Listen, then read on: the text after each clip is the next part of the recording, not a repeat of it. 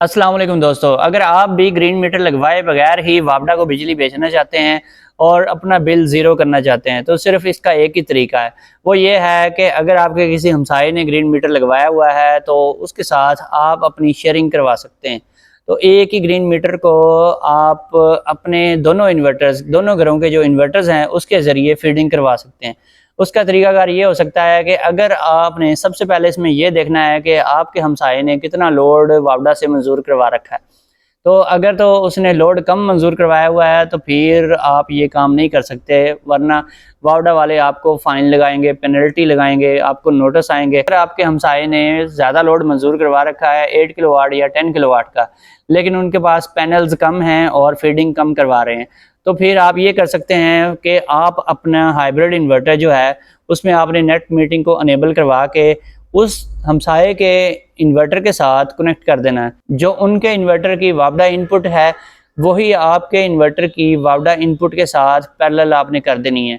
यानी कि जो उनके पास वापडा का फेज़ और न्यूट्रल इन्वर्टर के अंदर इन हो रहा है उसी के ऊपर आपने अपने इन्वर्टर की वापडा इनपुट का फेज़ और न्यूट्रल पैरेलल में कर देना है। लेकिन इसके साथ ही आपने फिर क्या करना है, आपने अपनी जो वापडा सप्लाई है उसको कट ऑफ कर देना है। आपने अपना मीटर उसके पैरेलल नहीं लगाना। अगर लगाएंगे तो फिर उसमें आपका मीटर भी साथ चलेगा, चाहे फीडिंग भी करवा रहे हैं लेकिन आपका मीटर जो है फॉरवर्ड चलेगा और आपको नुकसान होगा। आपका अपना इन्वर्टर जो है वो भी ऑनलाइन होना चाहिए, आपके घर में इंटरनेट होना चाहिए। आप अपने इन्वर्टर को ऑनलाइन करें ताकि आप देख सकें कि आपने कितनी इंपोर्ट और एक्सपोर्ट की है, आपने कितनी बिजली यूज़ की है, टोटल प्रोडक्शन कितनी है, ताकि आपको पता लगे कि आपने टोटल एक्सपोर्ट कितने यूनिट किए हैं।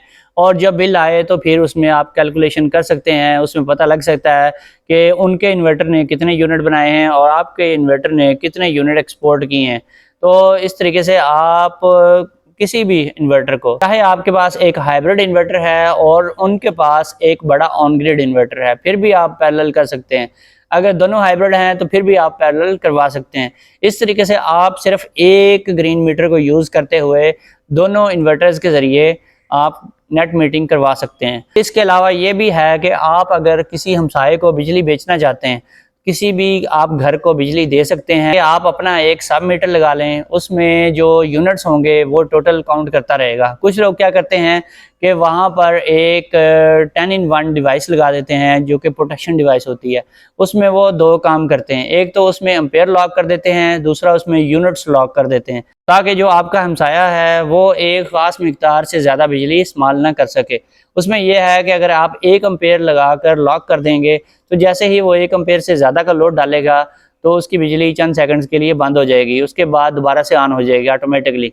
तो फिर आप उसमें 1 एम्पेयर, 2 एम्पेयर, 3 एम्पेयर, यानी कि अगर आप 1 किलोवाट का उसमें अलाउ करना चाहते हैं तो फिर आपने 4 साढ़े 4 एम्पेयर उसमें फीड कर देने हैं, तो इससे ज़्यादा लोड नहीं चला सकेगा। दूसरा काम आप ये कर सकते हैं कि आपने उसमें यूनिट्स लॉक कर देने हैं। आप चाहते हैं जी मैंने उसके साथ मुकमका किया हुआ है 100 यूनिट का, 50 यूनिट का, 200 का, 300 का, तो आपने उसमें यूनिट्स लॉक कर देने हैं और फिर आपने उसको बिजली सप्लाई करनी शुरू कर देनी है। तो उसमें यह है कि वो एक ख़ास मिकदार से ज़्यादा यूनिट्स यूज़ नहीं कर पाएगा। तो 1 मंथ के अंदर अंदर रहते हुए वो एक ख़ास लिमिट के अंदर ही लोड भी डाल सकेगा और एक ख़ास मिकदार के मुताबिक यूनिट भी यूज़ कर सकेगा, इससे ज़्यादा वो चला ही नहीं पाएगा। तो आप उसके साथ मंथली तय कर सकते हैं कि आपने उसको इतने यूनिट बिजली बेचनी है पूरे महीने में या पूरे साल में, उसके इतने पैसे बनेंगे, ठीक है।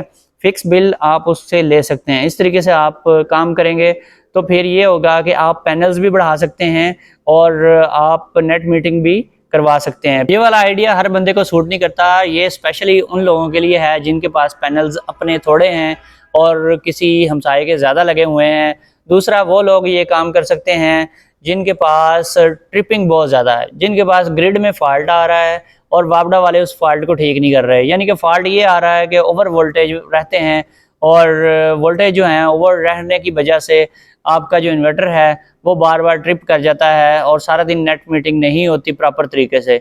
तो इस तरीके से जब आप लोड डाल के रखेंगे, अपना लोड नहीं डाल सकते तो किसी हमसाये का डलवा लेंगे लोड थोड़ा बहुत, तो आपका जो इन्वर्टर है वेरी स्मूथली वर्किंग करेगा और आपकी नेट मीटिंग बिल्कुल भी ट्रिप नहीं होगी। आप पहले से भी ज़्यादा यूनिट ग्रिड को फीड करवा सकेंगे।